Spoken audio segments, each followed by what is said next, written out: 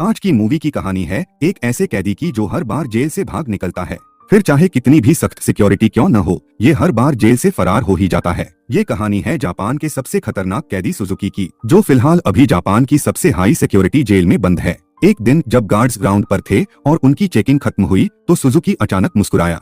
फिर उसने अपना एक दांत तोड़कर बाहर निकाल लिया। थोड़ी देर बाद गार्ड्स फिर आए, लेकिन इस बार सुजुकी वहां से फरार हो चुका था। उन्हें वहां किसी के मौजूद होने का शक होता है, लेकिन सुजुकी भी कोई कच्चा खिलाड़ी नहीं था। वह बिना आवाज किए रोशनी से बचता हुआ इधर से उधर छुपता रहा। जब गार्ड ने आइसोलेशन जेल की दोबारा चेकिंग की तो वह समझ गए कि सुजुकी भाग चुका है। उन्होंने तुरंत बाकी गार्ड्स को बुलाया और पूरे जेल में हड़कंप मच गया। तभी सायरन जोर जोर से बजने लगे और सुजुकी को छत पर भागते हुए देखा गया। उस समय अचानक जोरदार बारिश भी शुरू हो गई। अब यहाँ से कहानी हमें 12 साल पीछे लेकर जाती है, जब कुछ कैदियों को एक नई जेल में लाया गया था। उन्हीं कैदियों में से एक था सुजुकी, जो पिछले 10 सालों से जेल में कैद था। वो बहुत कम बोलता था, इसलिए लोगों ने मान लिया था कि वो गूंगा है। उसकी छाती पर माउंट फूजी का उल्टा टैटू भी बना हुआ था। सुजुकी उस समय भी जेल से भागने में मशहूर था और अब तक वो 3 बार जेल से भाग चुका था। जिसके बाद सुजुकी को एक छोटे से कमरे में बंद किया गया, जहाँ सिर्फ एक छोटा सा रोशनदान था। उसने रोशनदान को बड़े ही ध्यान से देखा। उसके दिमाग में जरूर कुछ न कुछ तो चल रहा था।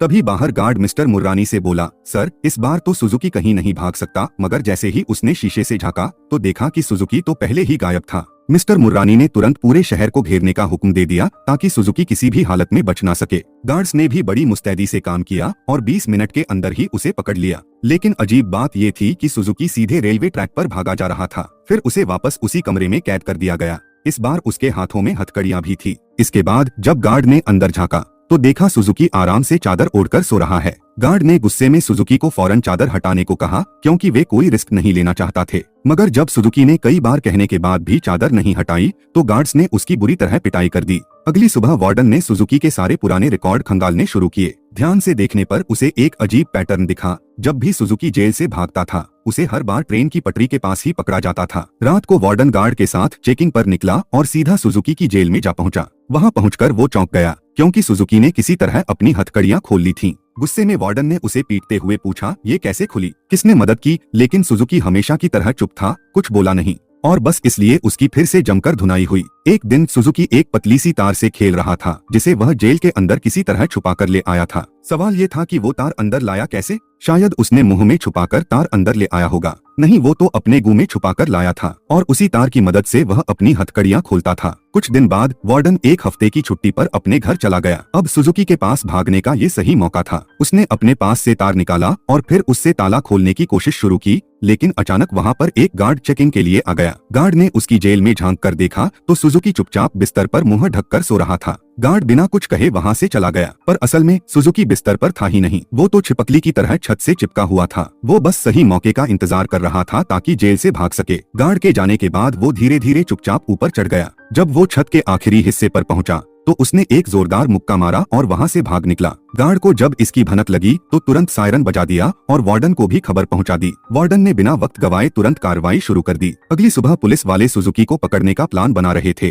तभी वार्डन वहां आ गया। उसने कहा, सब जगह फोर्स भेजने की जरूरत नहीं है, बस एक टीम को पास की ट्रेन पटरियों पर भेज दो। पुलिस वाले पहले तो हैरान हुए और सोचने लगे, ये वार्डन बूढ़ा हो गया है, शायद अब इसका दिमाग भी काम नहीं कर रहा। भला कौन बार बार उसी सेम जगह जाएगा? लेकिन जब वार्डन ने पूरा यकीन दिलाया कि 100% सुजुकी वहीं मिलेगा तो पुलिस ने उसकी बात मान ली और टीम भेज दी और वार्डन सही निकला। सुजुकी को एक बार फिर ट्रेन की पटरियों पर ही पकड़ लिया गया। क्या यार, जेल से भागने में तो ये चाचा चौधरी से भी तेज हो जाता है, पर फिर बाद में क्या हो जाता है इसे। अब क्योंकि वार्डन की सूझबूझ से एक बार सुजुकी को पकड़ लिया गया और इस सफलता से खुश होकर वार्डन को प्रमोट कर दिया गया। अब वो देश भर की जेलों का बड़ा ऑफिसर बन चुका था। जहाँ जहाँ कैदी होते वो उनकी हालत चेक करता। उधर सुजुकी एक बार फिर से भाग निकला और फिर से पटरियों पर पकड़ा गया। हर बार उसे एक नई और ज्यादा सुरक्षित जेल में भेजा जाता था, लेकिन वो वहाँ से भी सरपट भाग निकलता। धीरे धीरे उसकी ये भागने की कला मीडिया तक फैल गई और उसे स्टार भगोड़े का टैग मिल गया। देश भर में उसकी चर्चा होने लगी। 12 साल बाद उसे आखिरकार सेंट्रल जेल में लाया गया, जहाँ सिक्योरिटी इतनी टाइट थी कि 10 गार्ड्स बस उसी पर नजर रख रहे थे।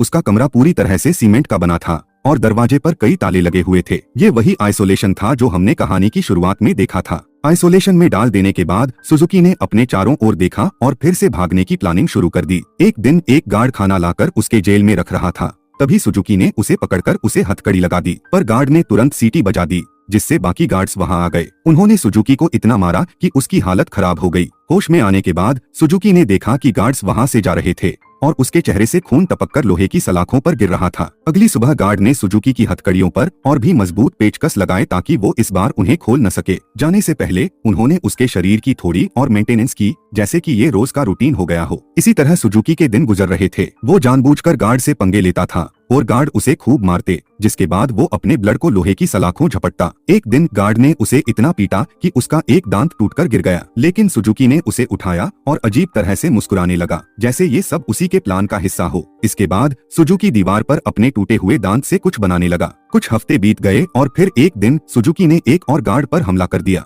इस बार गार्ड्स ने उसे सबसे बड़ी सजा दी। उसे एक लंबी जंजीर से बांधकर हवा में लटका दिया गया। अब 1 साल गुजर चुका था और सुजुकी अभी भी उसी सजा में झूल रहा था। उसकी हालत दिन ब दिन खराब होती जा रही थी। उसका शरीर सड़ने लगा था, घावों पर कीड़े पड़ गए थे। आखिरकार एक शाम गार्ड्स ने आकर उसकी जंजीरें खोल दी। पूरे 1 साल बाद उसने चैन की सांस ली। इस बीच पुराना वार्डन मिस्टर कानीमुरा जेल की जांच करने पहुंचा। जब उसने आइसोलेशन जेल में सुजुकी की हालत देखी तो उसने इसे नजरअंदाज कर दिया और चुपचाप वहां से चला गया। इसके बाद वही रात आई जहां से फिल्म की कहानी शुरू हुई थी। जब बाहर बिजली कड़क रही थी तब सुजुकी ने अपने प्लान को अंजाम दिया। उसने अपने एक दांत को खींचकर निकाला और हथकड़ियों के पेंच खोलने लगा। असल में वो दीवार पर कुछ बनाता नहीं था, बल्कि अपने दांत को तेज करता था ताकि उसका इस्तेमाल करके पैच खोल सके।